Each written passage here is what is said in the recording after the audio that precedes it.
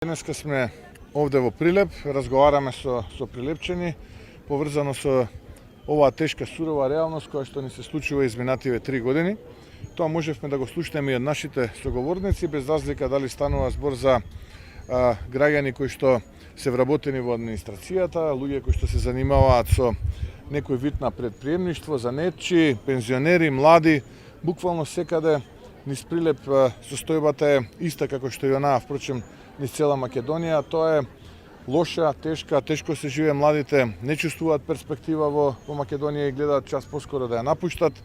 Повозрастните, поискусните се разочарани, исто така се обесхрабрени, понижени, омаловажени, практично една тешка слика, но на кое што можеме да го слушнеме од нив е дека коалицијата за обнова на Македонија добива акламативна поддршка, добива огромна поддршка од прилепчани и јас чувствувам дека за нешто помалку од 10 дена од денеска овдека во Прилеп коалицијата за обнова на Македонија ќе постигне историски резултат, можеби најголема победа од независна Македонија. Клучното прашање кое што го поставуваме до прилепчани е дали живеат подобро.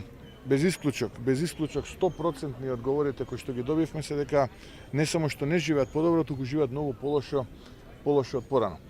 Така што сето она кое што изминативе 12 дена кампања го слушнавме низ Македонија се повторува и овде во Прилеп и тоа е доказ дека нема исклучоци, дека буквално оваа трогодишна пандемија од ова раководство на СДСМ и Зоран Заев буквално ја зафатило цела Македонија.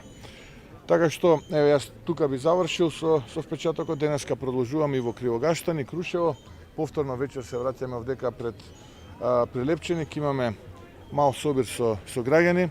Се надевам дека и тамо ќе слушнете дел од пораките кои што практично ги опфаќа нашата читанка проект Обнова.